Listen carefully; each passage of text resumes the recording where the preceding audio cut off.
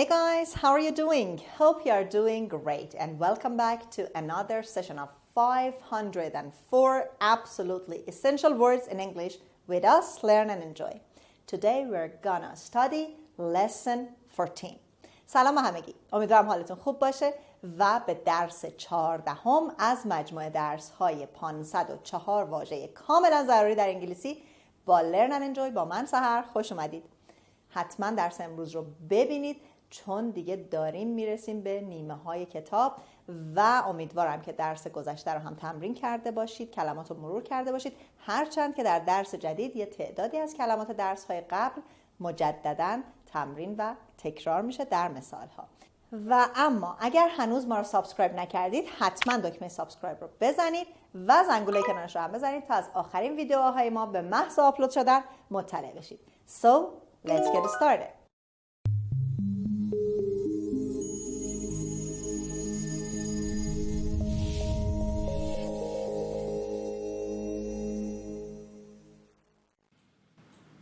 Let's start with the first word. Unruly. Unruly. Unruly.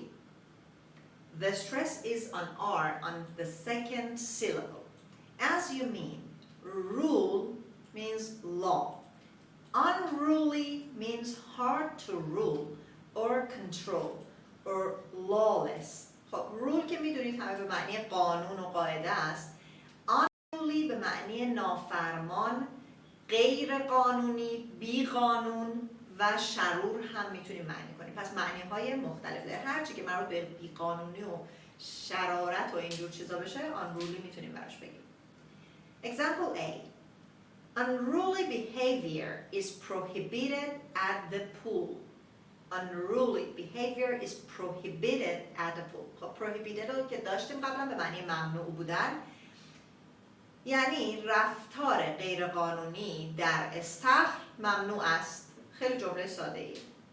Example B. When he persisted in acting unruly, Ralph was fired from his job. خب باز همینجا میبینید تو جمله اول he داریم اما مرجع این he کی هست؟ رالف. پس ما میام رالف رو در اول معنی میکنیم. یعنی میگیم که زمانی که رالف اصرار به نافرمانی کرد از کارش اخراج شد. زمانی که یا وقتی که رالف معنی میکنیم، زمانی که وقتی که رالف در کار خود اصرار به نافرمانی کرد، he was fired from his job. از کارش اخراج شد. To fire به معنی اخراج کردن. Fire someone. Example C. His unruly actions were a menace to those who were trying to work. خب کلمه menace رو هم میبینید قبلا داشتیم به معنی تهدید. یعنی اعمال غیرقانونی اون، خب غیرقانونی خلافکارانه ممکنه باشه، اعمال غیرقانونی اون یا اعمال خلافکارانه او تهدیدی برای کسانی بود که سعی می‌کردند کار کنند. Word number 2. Rival. Rival. Rival. The stress is on the first syllable at the beginning. A person who wants and tries to get the same thing as another. One who tries to equal or do better than another. خب یعنی کسی که میخواد یا سعی میکنه همون چیزی رو که بقیه دارن به دست بیاره، یا کسی که سعی میکنه equal یعنی مساوی باشه، برابر باشه، or do better than another یا که بهتر از بقیه کاری انجام بده. خیلی ساده ما میتونیم این کلمه رو معنی کنیم رقیب یا حریف. تو مسابقات مثلا rival داریم، پس rival به معنی رقیب، حریف. Example A. The boxer devised an attack that would help him to be victorious over his young rival. خب باکسر به بازیکن بوکس میگن، هم بوکسور تو فارسی هم میگه دیگه. دیوایس رو قبلا داشتیم. یکی از معنی های دیوایس طراحی کردن میشد. میگیم که بوکسور حمله ای رو طراحی کرد. اتک، حمله. بوکسور حمله ای رو طراحی کرد که به او کمک میکرد تا بر رقیب جوانش پیروز بشه، یا میتونیم بگیم حریف جوانش، فرقی نمیکنه. تو مسابقه ما یا رقیب میتونیم بگیم یا حریف میتونیم استفاده کنیم، هر دو درست هست. Example B. Sherry didn't like to compete because she always thought her rival would win. خب یعنی شری دوست نداشت رقابت کنه چون همیشه فکر میکرد که رقیبش برنده خواهد شد. Example C. Sidman and Son decided to migrate to an area where they would have fewer rivals. خب سیدمن and Son میتونه اسم یک شرکتی باشه. معمولا دیدین میگن شرکت مثلا فلانی و پسران، این هم به همین معنی هست. شرکت سیدمن و پسران تصمیم گرفت به محوطه یا به جایی مهاجرت کنه که در آنجا، ما کلمه where رو که یک ضمیر موصولی هست در فارسی که معنی میکنیم یا میتونیم بگیم که در آنجا، تصمیم گرفتن به جایی مهاجرت کنن که در آن رقبای کمتری داشته باشند. شرکت سیدمن و پسران تصمیم گرفتن به جایی مهاجرت کنند که در آن یا که در آنجا رقبای کمتری داشته باشند. Word number 3. Violent. Violent. Violent. The stress is on the first syllable and I is pronounced as I. Violent. Acting or done with strong, rough force. یعنی کاری که عملی که انجام بشه با قدرت و نیروی خشن. راف به معنی خشن هست. در واقع ما violent رو میتونیم خشن یا خشونت آمیز معنی کنیم. Violent. Carefully, very carefully, we approached the violent man. Carefully یعنی با احتیاط. یه با احتیاط، خیلی با احتیاط ما به اون مرد خشن نزدیک شدیم. Example B. Violent behavior is prohibited on school grounds. School grounds یعنی محوطه مدرسه. رفتار خشونت‌آمیز در محوطه مدرسه ممنوع است. Example C. Vernon had a tendency to be violent when someone angered him. ورنن اسم شخص هست. میتونیم اینجا باز بخش دوم جمله یعنی when someone angered him رو بیاریم اول معنی کنیم. بگیم که زمانی که یا وقتی که کسی ورنن رو عصبانی میکرد او تمایل به خشونت داشت یا به خشونت گرایش پیدا میکرد. منظورش اینه که میخواست با رفتار خشونت آمیز برخورد کنه.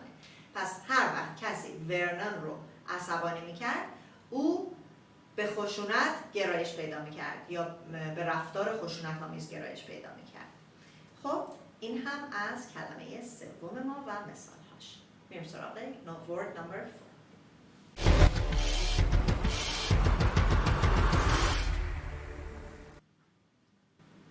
Word number 4. Brutal. Brutal. Brutal. دقت کنید ال رو در واقع ما A رو اینجا نمیخونیم، یعنی حتی شوا هم نیست.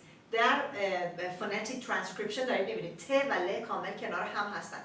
Brutal. Brutal. هر دو تا رو ساکن باید سعی کنید بخونید.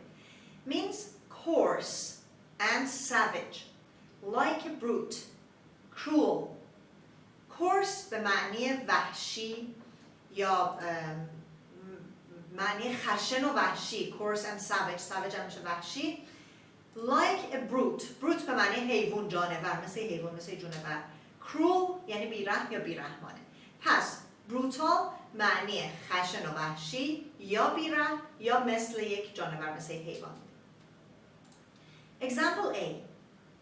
Dozens of employees quit the job because the boss was brutal to them. خب کلمه dozens رو داریم در ابتدای مثال. dozens اگر که معنیش رو سرچ کنید تو دیکشنری های آنلاین، اولی معنی که بهتون میده یعنی 12 عدد، 2 جین بهش میگیم. اما وقتی میگیم dozens of something میتونیم معنی تعداد زیادی یا چندین هم معنی کنیم. پس اینجا dozens of employees یعنی کارمندان زیادی quit the job, stop the job, quit. دقت کنید Q-U-I-T رو quit میخونیم به معنی stop، متوقف کردن، ترک کردن. کارمندان زیادی شغلشون رو ترک کردن چون رئیس با اونها بیرحمانه رفتار میکرد یا به خاطر اینکه رئیس با آنها بیرحم بود. کارمندان زیادی از کار دست کشیدن یا کارشون رو ترک کردن برای اینکه رئیس با آنها بیرحم بود. Example B. The brutal track coach persisted in making the team work out. Example B رو یه بار دیگه میخونم. The brutal track coach persisted in making the team work out all morning under the hot sun. خب track به معنی ورزش دو میدانی هست. track coach یعنی مربی دو میدانی که اینجا بروتال هم براش صفت رو داریم، یعنی مربی دو میدانی بیرحم. persisted اصرار داشت in making the team. make somebody do something، کلمه make رو ما به عنوان مجبور کردن معنی میکنیم. اصرار داشت تیم رو مجبور به تمرین در تمام صبح در زیر آفتاب سوزان کنن. و workout عبارت workout بیرون کار کردن نیست. workout means exercise به معنی تمرین کردن یا ورزش کردن هست. پس یک بار دیگه معنی جمله رو براتون میگم. مربی بیرحم دو میدانی اصرار داشت که تیم تمام مدت صبح را زیر آفتاب سوزان تمرین کنه. Example C. Swearing to catch the murderer, the detectives revealed that it had been an unusually brutal, violent crime. خب swearing to catch the murderer یعنی قسم خوردن که قاتل رو دستگیر کنن. خب کیا قسم خوردن؟ فاعل بعدش اومده the detectives. اینطور معنی میکنیم کاراگاهان که قسم خوردن تا قاتل رو دستگیر کنن فاش کردن. ریویل کلمه تکراری از قبلا داشتیم. فاش کردن که جنایت بسیار خشن و بیرحمانه بوده. brutal بیرحمانه and violent خشن بوده. خب از کجا ما این جنایت رو آوردیم تو قسمت دوم جملمون؟ it had been. it ضمیره، قطعا ضمیر باید یه رفرنس داشته باشه. it برمیگرده به چی؟ murder. ما میدونیم وقتی پای murderer یعنی قاتل در میونه پس یه murder اتفاق افتاده، یک قتلی اتفاق افتاده. word number 5. opponent. opponent. opponent. The stress is on P sound. Opponent. Person who is on the other side of a fight, game or discussion. Person fighting, struggling or speaking against another. So, person who is on the other side یعنی فردی که در طرف دیگه دعوا یا مسابقه یا بحث هست. میشه چی؟ میشه رقیب. یا کسی که می جنگه یا کشمکش و دعوا داره یا صحبت میکنه بر علیه دیگری، باز هم همون معنی رقیب رو میده. یا مخالف، کسی که مخالف اون جناح دیگه هست. مثال ها رو با هم ببینیم. Example A. The Russian chess player underestimated his opponent and lost. خب چس میشه بازی شطرنج. بازیکن شطرنج روسی حریفش رو یا رقیبش رو دست کم گرفت و باخت. lost the game. باخت. Example B. He was a bitter opponent of costly urban reform. خب از آخر معنی میکنم. reform که میشه اصلاحات، دوباره شکل دادن، همون اصلاحات. urban رو هم داشتیم قبلا به معنی چی بود؟ related to the city or town، شهری. costly something that costs too much به معنی پرهزینه. خب و کلمه bitter رو اینجا داریم. bitter opponent. opponent رو اینجا میگیم مخالف. مخالف تلخ نداریم. bitter یه معنیش تلخ هست. مخالف تلخ یعنی چی؟ یعنی کسی که برخلاف خواسته ما حرف میزنه. بهتر اینو ترجمه کنیم مخالف سرسخت. پس معنی جمله این میشه او یکی از مخالفان سرسخت اصلاحات پرهزینه شهری بود. او یکی از مخالفان سرسخت اصلاحات پرهزینه شهری بود. Example C. Seeing his flabby opponent, Slugger was sure he would be victorious. خب flabby به معنی یکی از معنی های صفت flabby کمزور، ضعیف، ناتوان هست که ما اینجا ضعیف معنی میکنیم چون داریم در مورد حریف صحبت میکنیم. فاعل جمله‌مون کیه؟ Slugger. Slugger is a name. خب میگه Slugger که حریفش رو ضعیف دید was sure he would be victorious. مطمئن بود که پیروز میشود. Victorious پیروزمندانه بود. Let's look at word number 6. Brawl. Brawl. Brawl. A noisy quarrel or fight. Quarrel یعنی جر و بحث کردن، fight هم یعنی دعوا و جنگ. خب brawl به معنی جنگ و جدل و کشمکش و دعوای پر سر و صداست یا بحث پر سر و صدا. حالا لزوما جنگ و بزن نیست ولی یک بحث پر سر و صدا میتونه باشه، بهش میگیم brawl. Example A. The journalist covered all the details of the brawl in the park. خب جورنالیست رو که داشتیم یعنی روزنامه‌نگار تمام جزئیات دعوای پر سر و صدای داخل پارک رو پوشش داد. covered کرد یعنی چی؟ یعنی پوشش داد و اینجا منظورمون چیه؟ پوشش خبری داد، یعنی از همه جزئیاتش فیلم گرفت و خبر رو گزارش تهیه کرد. روزنامه‌نگار تمام جزئیات دعوای پر سر و صدای داخل پارک را پوشش خبری داد. Example B. Larry dreaded a brawl with his father over finding a job. کلمه dread رو داشتیم به معنی وحشت داشتن از چیزی. Brawl with his father از بحث با پدرش وحشت داشت. بر سر چی؟ Over finding a job. بر سر پیدا کردن شغل. پس اینطور معنی میکنیم که لری از بحث با پدرش بر سر پیدا کردن شغل وحشت داشت. Example C. What started out as a polite discussion soon became a violent brawl. یعنی آنچه که در ابتدا به صورت یک بحث مؤدبانه شروع شد خیلی زود، سون رو ما به زودی اینجا معنی نمی‌کنیم، میگیم خیلی زود تبدیل شد. خیلی زود به نزاعی شدید، به درگیری شدید تبدیل شد.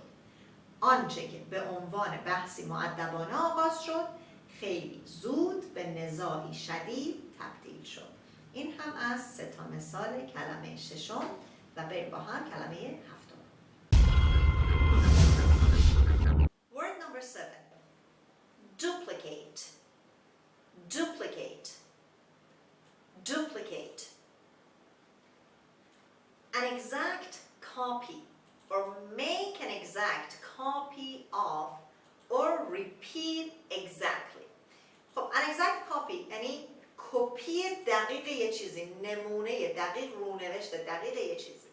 make an exact copy به عنوان فعل هم استفاده میشه، یعنی از چیزی کپی گرفتن یا رونوشت دقیق چیزی رو تهیه کردن.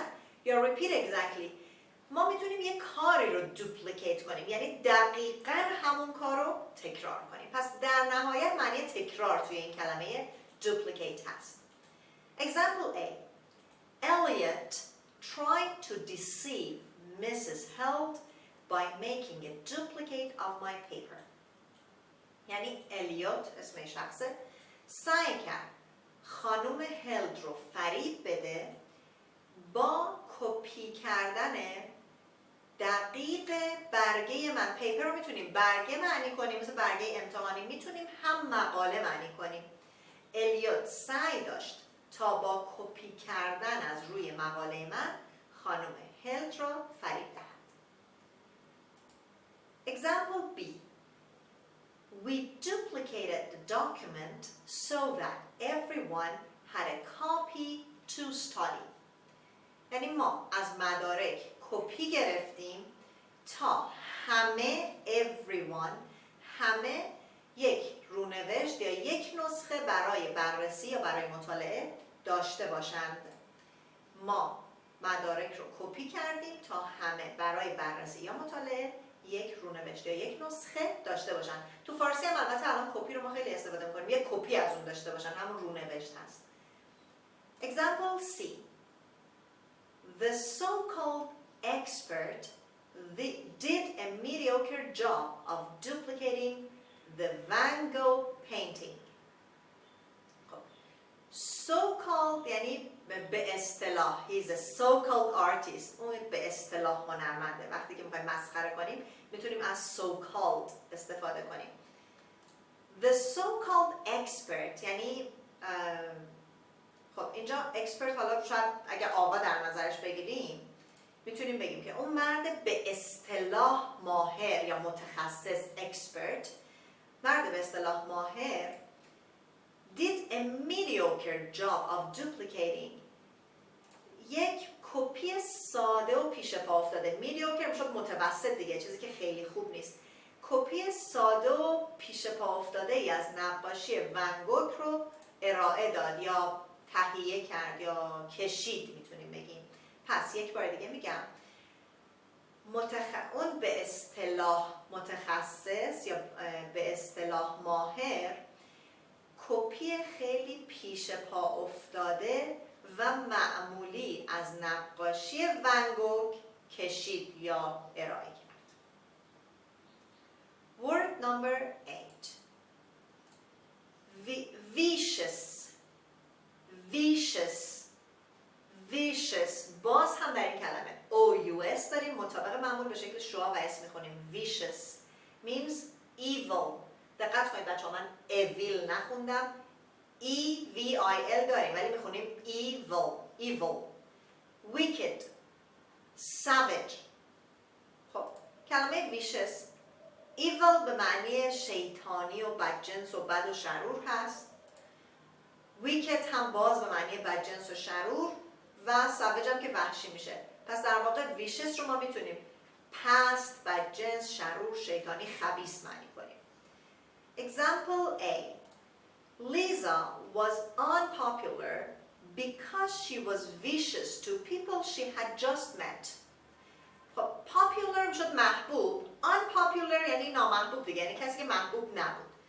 میگه که لیزا محبوب نبود. چرا؟ Because she was vicious. چون بدجنس بود to people she had just met. با افرادی که یا نسبت به افرادی که تازه با اونها ملاقات میکرد. لیزا محبوب نبود چون با افرادی که به تازگی ملاقات میکرد با بدجنسی رفتار میکرد یا بدجنس بود. Example B. The vicious editor published false stories about people he disliked. خب editor میشد ویراستار.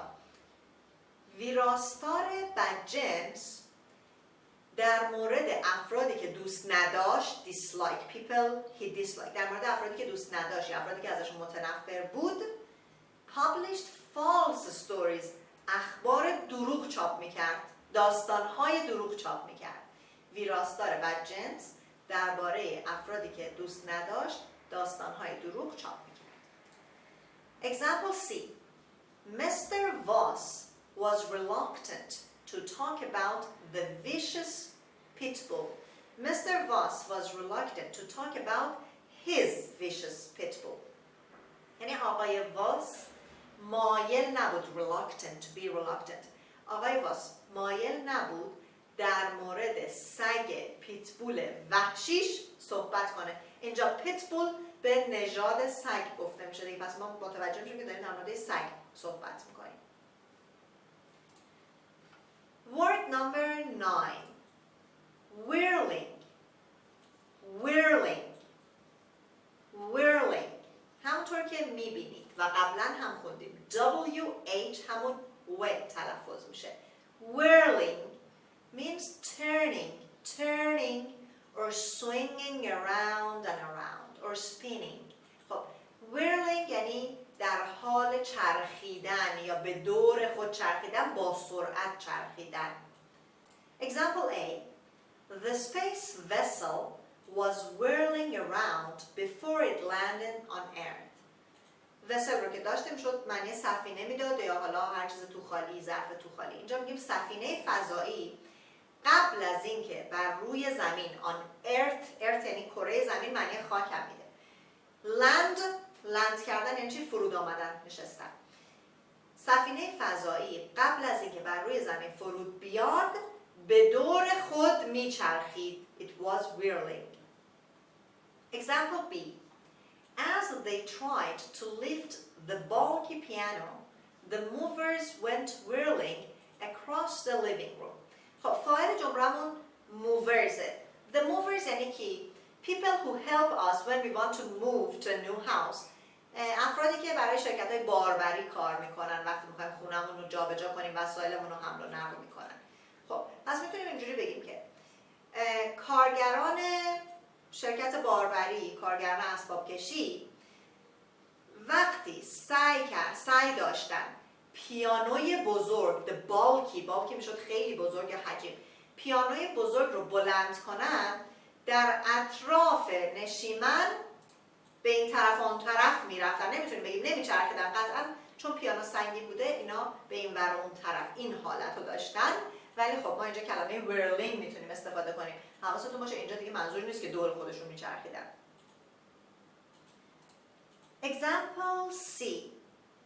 Because Angelo drank too much, he commenced to feel that everything was whirling around the bar.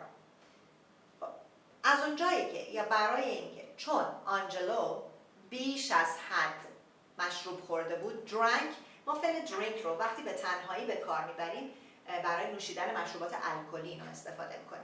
پس میگیم چون آنجلو بیش از حد، too much بار معنای منفی داره، یعنی از حد کافی بیشتره دیگه، زیادیه. بیش از حد مشروب خورده بود. He commenced to feel یعنی شروع کرد به احساس این که that everything was whirling around the bar که همه چی در اطراف بار داره میچرخه. یک بار دیگه معنی جمله رو میگم. چون آنجلو زیاد مشروب نوشیده بود شروع کرد به احساس این که همه چیز در بار، حالا بار رو اگه بخوایم فارسی ترجمهش کنیم میخانه باید بگیم، همه چیز در میخانه یا بار دور سرش میچرخه. خب بریم به سراغ کلمه شماره 10.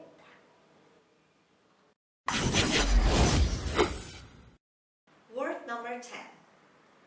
Underdog. Underdog. Underdog. The stress is on the first syllable. Underdog.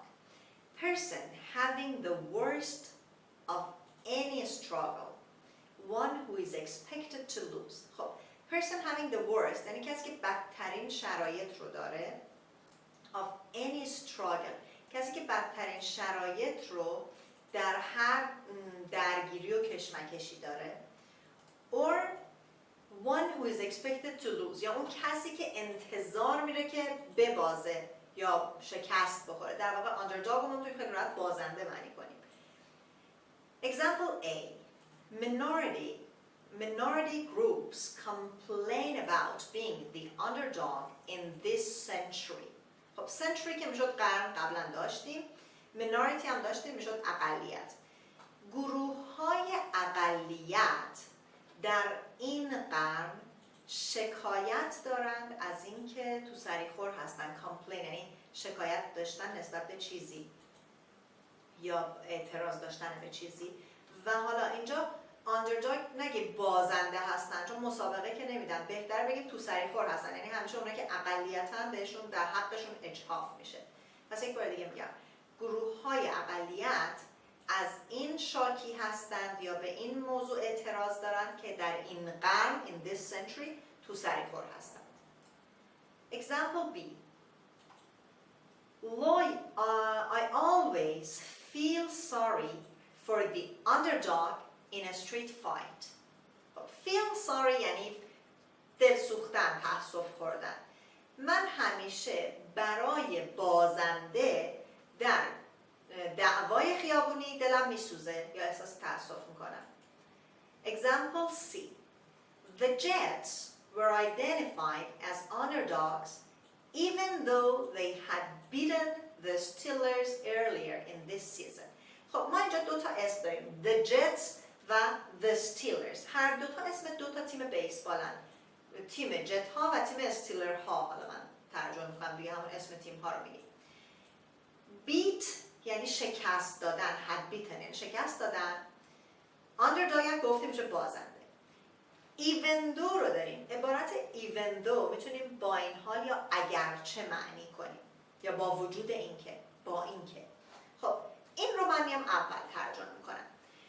با اینکه تیم جت ها در ابتدای این فصل earlier in this season، earlier رو اینجا بگیم ابتدا، یعنی بخش‌های ابتدایی فصل، زود معنیش نمی‌کنیم. با اینکه در ابتدای این فصل به استیلرها پیروز شده بودند یا استیلرها رو شکست داده بودند، اما بازنده شناخته شدند. با اینکه تیم جت ها در ابتدای این فصل تیم استیلرز رو شکست داده بودند، بازنده شناخته شده. Word number 11. Thrust. Thrust. Thrust. دقت کنید این کلمه رو با trust اشتباه نکنید، به معنی اعتماد داشتن، اطمینان کردن ها. اون T-R-U-S-T هست. این کلمه چی هست؟ T-H-R-U-S-T. Thrust. پس حتما زبون باید در قسمت اول بین دندون قرار بگیره. Thrust means push with force. یعنی در واقع با نیروی یه چیزی رو هل دادن یا با فشار وارد یه چیزی شدن، یه جایی شدن. Example A. Once the jet engine ignited, it thrust the rocket from the ground. Once یعنی به محض اینکه، زمانی که موتور جت روشن شد، ignite رو ما اینجا دیگه مشتعل شدن و محترق شدن نمی‌گیم، منظورم روشن شدن. زمانی که موتور جت روشن شد یا به محض اینکه موتور جت روشن شد، موشک رو از زمین پرتاب کرد. Thrust the rocket. موشک رو از زمین پرتاب کرد. Example B. He had adequate strength to thrust himself through the locked door. Adequate به معنی چی بود؟ کافی. یعنی او قدرت کافی. Strength. همه حروفش خونده میشه. Strength هم میتونید بگید، جی رو تلفظ نکنید. Strength or strength به معنی نیرو، قدرت. او قدرت کافی داشت برای اینکه از در قفل شده وارد بشه. یک بار دیگه معنی این جمله رو براتون میگم. او قدرت کافی داشت که بتواند از در قفل شده وارد بشه. یعنی منظور اینه که با فشار در هل بده و بشکنه و وارد بشه. Example C. Eva was in a terrible rage when she thrust herself into the room. خب فاعلمون ایواه، یعنی ایوا به شدت عصبانی بود. To be in a rage رو یادتون هست دیگه. ایوا به شدت عصبانی بود یا خشمگین بود وقتی که خودش رو به داخل اتاق پرتاب کرد، خودش رو انداخت تو اتاق، خیلی عصبانی بود. And word number 12. Bewildered. Bewildered. Bewildered. The stress is on the second syllable on W. Bewildered. Means confused completely or puzzled. یعنی کاملا گیج شده. Puzzled. مبهوت، متحیر، گیج. Bewildered. Example A. The lawyer was bewildered by his client's lack of interest. خب interest یعنی علاقه‌مندی. lack رو قبلا داشتیم، یعنی نداشتن چیزی، عدم وجود چیزی. client مشتری میشه. در مورد وکیل ما همیشه وکیل و موکل داریم، پس اینجا موکل معنی میکنیم. خب lack of interest رو هم میتونیم بی‌توجهی، یعنی وقتی به چیزی علاقه نشون نمیدیم یعنی چی؟ بی‌توجهی. The lawyer was bewildered by his client's lack of interest. یعنی وکیل از بی‌توجهی موکلش به پرونده متعجب بود یا متحیر بود. Example B.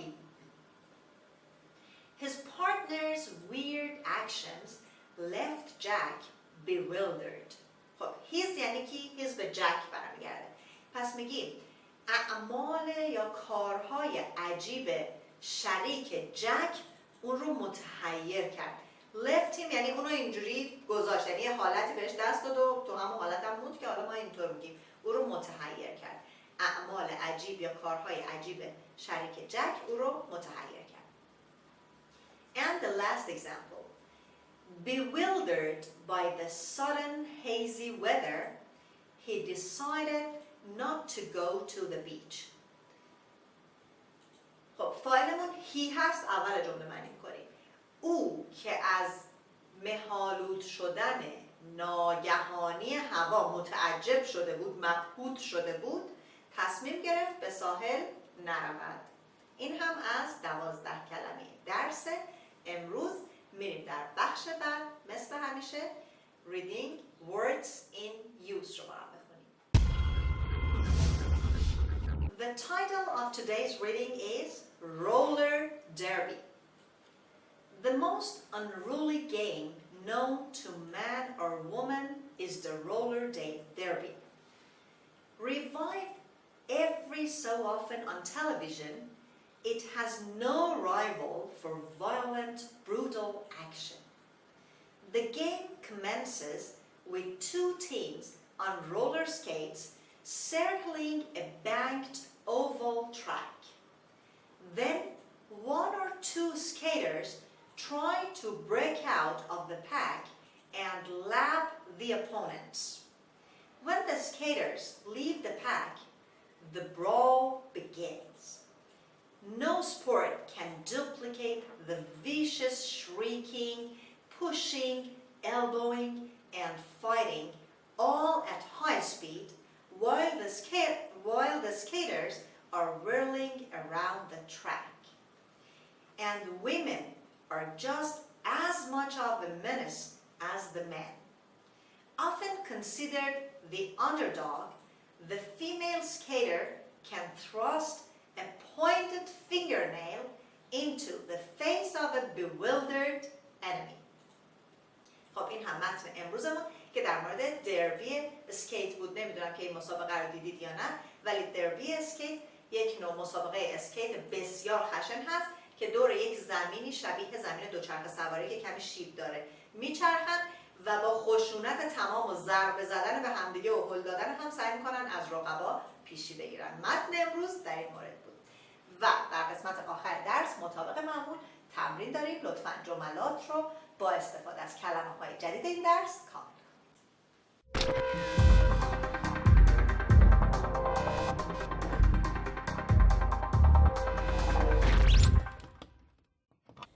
درس 14 از مجموعه 504 واژه به پایان رسید. امیدوارم که از این درس استفاده لازم رو کرده باشید. سعی کنید ریدینگ هایی که در پایان درس ها هست words in use رو بخونید، خودتون گوش بدید، بخونید و با صدای بلند هم باز برای خودتون تکرار کنید که به این ترتیب تلفظ و روخوانی شما هم تقویت بشه و همچنین ترجمه متن رو هم میتونید در دسکریپشن ببینید. لایک، کامنت، نظر، پیشنهاد فراموش نشه و لطفاً ما رو در شبکه‌های اجتماعی دیگه هم دنبال کنید. Till next session, take good care of you and goodbye.